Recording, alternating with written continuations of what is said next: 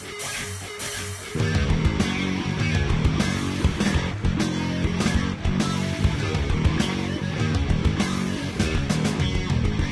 everybody, welcome to the Daily Muddy. I'm Ashley Conrad, and joining me today is Eric Brandhorst with the Quincy Public Library. Hi. Hi, how are you? I'm fantastic. Thank you for joining us. Appreciate it. Appreciate the opportunity. Absolutely. So today we're here to talk about community read, right? Community reading. That's correct, yeah. Okay, so it's a program and event all kind of in one. Is that right? Yeah, it is a 5-week program. It kicks off on the 26th of October, and it runs until the end of November on the 30th. Okay. And it's a 5-week program, and we're highlighting, we have a panel discussion in there. We're giving away 1,000 books, and we also have some community discussions that we are trying to foster in that 5-week period. So it's an opportunity for the community to get together, read the same book, and then have some conversations about it. Absolutely. So now, do the conversations, does it happen in like a book group type of setting, or is it online, or how does that work? Yeah, so it is all in person. Our kickoff is on the 26th. It's an opportunity to come in, pick up a book, and then learn about the other programming that we have associated to the program. So, we have essentially a community read panel that's on the 2nd of November, and then on the 16th we are actually bringing in the author, Stephanie Land, who wrote the book. She's going to give a talk. The venue is still tentative, but on the book, yes, we are bringing in the author to have an author talk and then a book signing at the end of it. So, excellent. Yeah, we're very excited to have Stephanie Land in Quincy, and really excited for her to talk a little bit more about the book. Okay. So, and if I'm reading this right, so Made, which is it's a show on Netflix. It is, yeah. It's a very good show on Netflix. Yeah, that's how you know you made it. Right? So this book is actually the inspiration for the Netflix series, which is very cool. That's right, yeah. So, and she really does talk about her experience as a single parent. She got pregnant during a summer, was not able to go to school, and so she basically had to figure out what she had to do to take care of her kids, and so it's her story, how she was able to overcome obstacles, go to night school, and then ultimately publish a book and make things happen.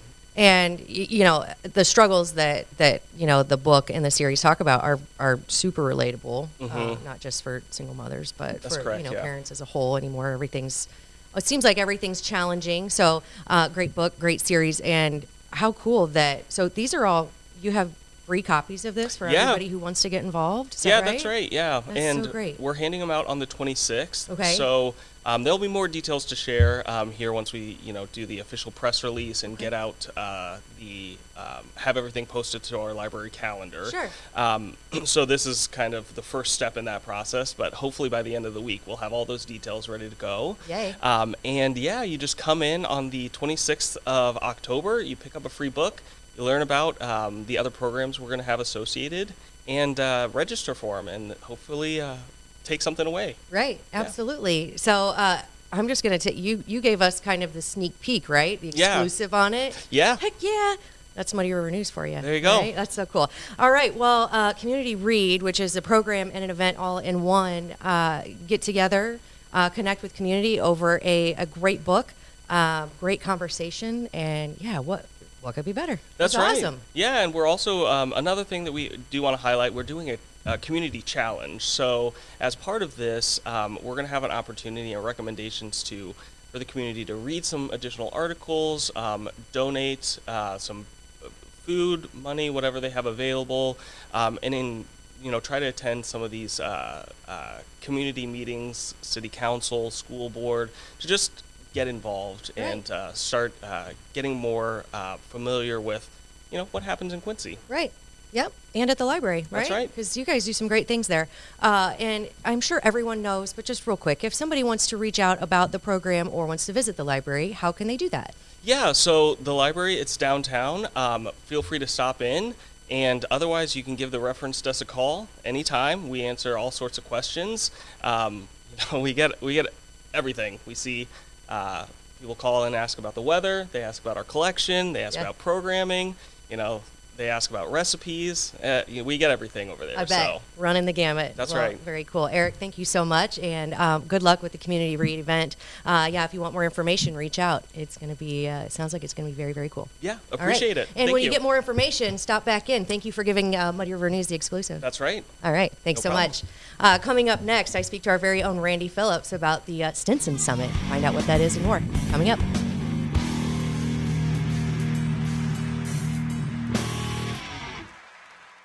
Are you looking for the perfect venue for your next special event? Check out Utopia Event Center. Utopia has a large banquet room and an awesome bar area, perfect for anything from birthday parties to formal corporate meetings. It also offers a photo booth, stage for a DJ or a live band, and a fully stocked bar, all for only $300. Check us out at utopiaeventcenter.com or call Barn at 217-430-6559 for more information. Utopia Event Center, 900 North 12th Street in Quincy. Welcome to the Abbey, a Quincy tradition. With 6 big screens, a new larger kitchen, and now more seating capacity, the Abbey is the place to be before, during, and after the big game. Come enjoy fan favorite appetizers, steaks, burgers, and a variety of daily food and drink specials. Can't join us? Carryout is available too. Now with a convenient drive-up window to better serve you. 1736 Spring in Quincy. Opens at 3 p.m. Tuesday through Sunday. Come join all your friends at the Abbey, a Quincy tradition. What kind of shows will you see on Muddy River Gems each month?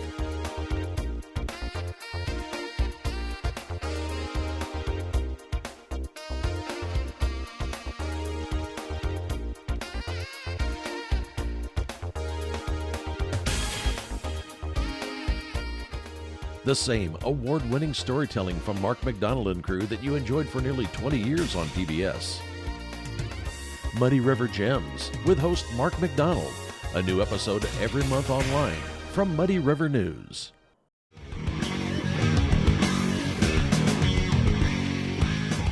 And welcome back. Joining me now is our very own video guru, Randy Phillips. What's going on, Randy? Hey, I was noticing how much nicer the place looks now. It's been rearranged a little bit. I wonder who did that. I walked in. I was gone last week for anybody who doesn't know. And I walk in, and the place is just totally different. It looks great. It's just totally different. I think it's amazingly well done, personally. But so I'm going to take it that you played a part in it. No, You're so humble. You're so humble. So, okay. Well, thank you for setting all this up. I see there are different camera angles and right. Yeah. So now we're totally official. Yeah, cool. Very official. Very cool. Yeah. Okay. So then the real reason you're here to talk today is Stinsons. Now, yes. I just learned what these were. We've talked a little bit about them before, but you have a passion that is outside of video and Muddy River News. No, I'm kidding. It's actually very, very cool. And that is aviation. Yes. And a Stinson is, in simple terms and in Ashley terms, kind of like an antique Correct. Antique airplane, yeah. Stinsons were a very popular aircraft in the 1920s, 30s, and 40s. In 1949, I think it was, the Piper Aircraft Corporation. You've heard of a Piper Cub before. Yes. Okay. The Piper Aircraft Corporation bought out Stinson basically so they could get all their copyrights and all that information and use them into their aircraft, and they basically shut the Stinson company down. Okay. But these aircraft were actually started in 1920. The company started because they just had the 100th anniversary of the company. Well, in 2020, we had a big event up at Oshkosh at the air show up there, the biggest air show in the world, and we were kind of the featured aircraft brand that year. But they, in the 20s and 30s, they were some of the first airliners. They were corporate aircraft for some of the very important bigwigs, that would want to fly around the country, business guys. Dogs. And after World War II, there was kind of a boom of general aviation, of personal aircraft. And Stinson aircraft are known as some of the most solid, some of the easiest to fly aircraft in the world. They were considered, the motto of the company was the aircraft standard of the world. Oh, cool. Yeah, all right, and you own one. I own one, okay, yes. How cool. Okay, not very many people can say that they own an airplane, one, and then two, that you own one that was built when? 1946. It came off the assembly line October 31st of 1946. I've got the logbooks from the very first day it came off the assembly line up through today. So cool. us as owners and operators of these aircraft, we don't consider ourselves to be the owners and operators. We consider ourselves to be custodians of these aircraft because they're pieces of living history. Yeah. They have traveled through time. They've seen everything that's happened between now and then, and we look forward to working with these aircraft and keeping them flying and being able to pass them on to the next generation of people. It's so cool. So yeah, you not only own one, you fly one, and I love that you're kind of like the steward or facilitator, or you just kind of you host it to places, right? Yeah, sure. That's so cool. And now this airplane, the Stinson that you have, is not. So what's the model? It's mine is a 108-1. It's considered a Stinson Voyager. Okay. There's a -0, which they call the straight 108s. 108-1, 2, and 3 were the basic models that were built. There was also a very few number of 4s, and there was one number 5 built. That was by the Piper Aircraft Corporation later on. It's kind of a offshoot of the whole thing. But basically, the Stinson 108-1s, 2s, and 3s are the primary models that you'll see the most of. Okay. Now, did you when you found this airplane? I'm assuming it needed work. Like it wasn't just ready to go. It really didn't need any work. It didn't? So real quick, the story I have about that. I've been looking for an airplane for a while to own, and I had went to Alabama to look at an airplane, a biplane actually. Okay. With 2 wings, and it wasn't what was advertised when I got there. Oh, yeah. So thanks a lot. See you later. Yeah. And was driving back home, and the guy who was originally my instructor years ago, who I've flown corporate with for a lot of years now also, he called me up and said, "Hey, you always liked Stinsons, didn't you?" I said, "Yeah, there used to be one sitting in the back of the old hangar over there at Taylor, Missouri." I love the way there was that classic look to it and everything. He goes, "There's 2 of them for sale on eBay right now. Take a look." And I looked at both of them, and I saw the one I liked, and I put a low bid on it.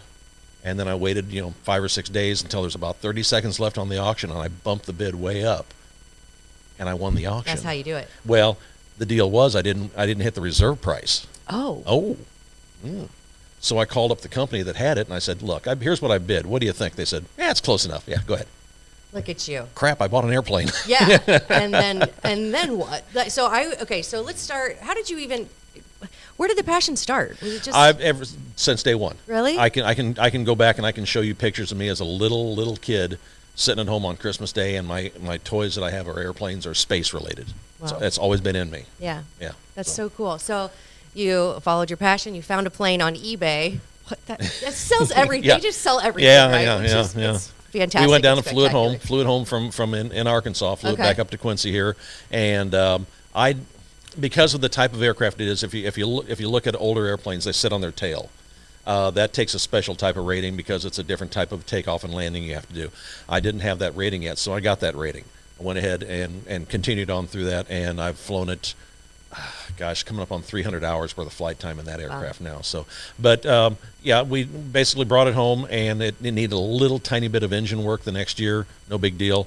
I've flown it ever since, and I keep every aircraft that is flown, whether it be my type of airplane, smaller than mine, larger than mine, even the great big ones. Every year, every airplane has to go through what's called an annual inspection. Okay. And that means that they have to go to a mechanic, a certified airplane mechanic, and an inspector, and go through everything. If they find one nut or bolt that's wrong in that thing, or something's not right in there, it doesn't fly until that's fixed. Really? Yeah. Well, that's good. I mean, so it's a very safe way to travel, even though it's 78 years old. I mean, I feel like, so we just got back from vacation, and I just had this conversation with my daughter, of course, flying in the air.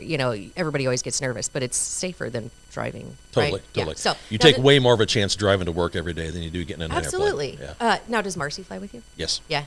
And so you don't just fly it's not just a hobby. I mean, you fly. Right. I fly part-time as a corporate pilot, as a first officer and a co-pilot for 3 different companies here in the area, and I'm also a certified flight instructor. So I can teach people to fly. In fact, I'm giving lessons to a guy right now. You're the man, Randy.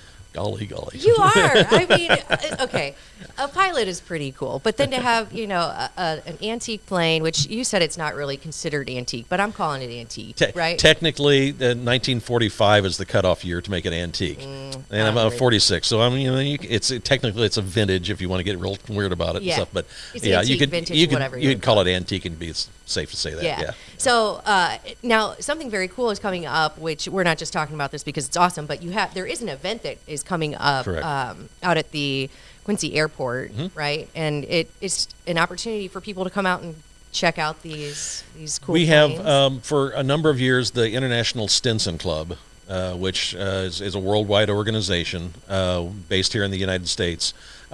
We have had a thing called the Stinson Summit. And the Stinson Summit is basically a reason for a bunch of us to get together that own Stinsons and share knowledge and share our passion for it. And obviously keeping something that's 78 years old working, whether it's a car or an airplane or a whatever. Yeah. It's not your average everyday thing. You got to have some little couple tips and tricks, and we have people that are experts come in and talk to us and say if you need to do this, do it this way, that sort of thing. So we did this for a number of years out in Kansas, a town called Beaumont, Kansas. Beaumont, Kansas is a town of 24 people. I was going to say, it sounds really small. Yeah. Oh, yeah. You'll find a little tiny dot on the map, and there's nothing around it out there. But the cool thing about Beaumont is it was a town that was there during the stagecoach days. And they used to bring cattle through. They had cattle drives that come through there, and they'd trade cattle and do all. Then all those steam engines started coming through, and they still have the great big giant wooden water tower that was there during those days. And the hotel that's been there since then, they've refurbished the hotel, but it's still there, and they have a restaurant in there. And on Saturday night, it's kind of a location. Everybody in that area comes there and has dinner and everything. Well, they also have events there. And we had our Stinson Summit in Beaumont, Kansas for a number of years.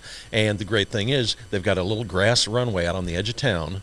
So you land on the grass out there, you taxi out onto the road, you turn right, you taxi out down the road, right into the middle of town, you stop at the stop sign, you look right, you look left. Get out of here. And you taxi on through, and then you park across from the hotel in a big field out there, and you tie your airplane down, and you have your meetings and stuff. Oh, cool. So the only thing was, it got big enough that we outgrew the facility. Okay. The hotel has a limited number of rooms, and beautiful place and a lot of fun and everything, and a very cool place to go, but we ran out of space. Last year I was there, I drove there, and I had to sleep in my car for 2 nights. So, which is a good thing, though, outgrowing. I mean, especially for kind of, I mean, this is a very limited, I mean, you would think it would be limited, right? This club, this group, but it sounds like it's growing. Well, the actual club has doubled in size in the last 4 years, I think it is, something like that. So anyway, we're looking for a new place, and I brought up Quincy and the facilities we have here in Quincy and the availability of meeting place and everything, and we looked at it, and last year we had it here. We had a grant from the Bet on Q organization here in town, and we got it again this year, which is a great help to us. A huge help to us. And Quincy is going to be helping us out a little bit, giving us some tours of some historic homes here in the area. But we have it here. It starts Thursday. People start arriving Thursday. Friday we have all our technical sessions. Saturday morning we're going to fly out to Havana, Illinois. The local airplane group up there is going to give a pancake sausage breakfast for us up there at the airport. And then on the way back, we do a thing called a chicken drop. Oh gosh, what's this? We have these little rubber chickens, and we have them numbered. And I have a set up at a location in the area here. I have a target set up. And you fly over about 100 foot above the ground, you take your rubber chicken, and you toss it out. And whoever gets closest wins a prize. That's awesome. It's like chicken food bingo or something only in an airplane. That's awesome. Yeah. So we do that, come back, have some more technical sessions Saturday afternoon. Saturday evening is when the public gets to get involved in this. Okay. That's the 16th, September 16th. September 16th, okay. This coming Saturday night, from 6 to 8 p.m. at the Quincy Airport. You can come out and actually walk out to where the airplanes are and walk around them and see them, and the pilots and the owners and the resulting family members are all there, and you can get up close and see a piece of history sitting right there in front of you. It'll be my age of aircraft. There'll be some from the 30s there also, that are the more bigger business aircraft. We call them the round engine Stinsons. They have a big radial engine on the front of them instead of the type of engine I have in mine.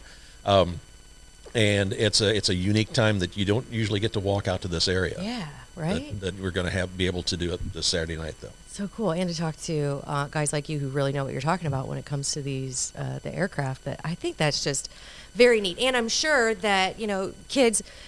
Adults are no doubt interested in this because of the history, totally, and the nostalgia. But bringing kids out, that will spark a passion so that they can kind of carry it on. Absolutely. And the other end of that spectrum too is a lot of times I go to other pancake sausage breakfasts in the area and within 150, 200 miles of here, and almost every single time I'm at one of these, I'll be parked out there with all the other aircraft, and I'll be in there eating my pancake or something, and I'll look out, and there'll be some 75 or 80-year-old guy come walking up, and he'll look all around it and stuff, and then he'll just reach out and just touch it.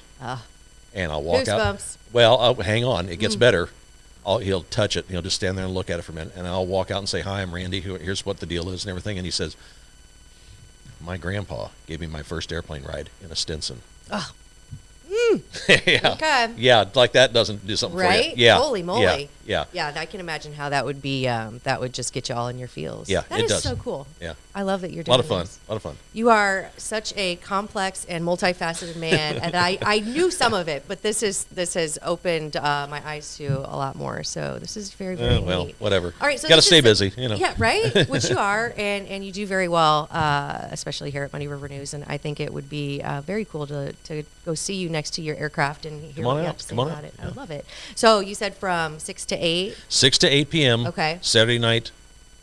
September. I have to think what month we're in. 16th. September 16th, yeah. Yep, it's going fast. And it's at the Quincy Airport, which Highway 104, about 8 miles. Yeah, just start heading out past the mall and past Target and everything out that, and keep on going. You'll see it when you get there. Can't really miss it. Well, how cool. Stinson Summit coming up this Saturday.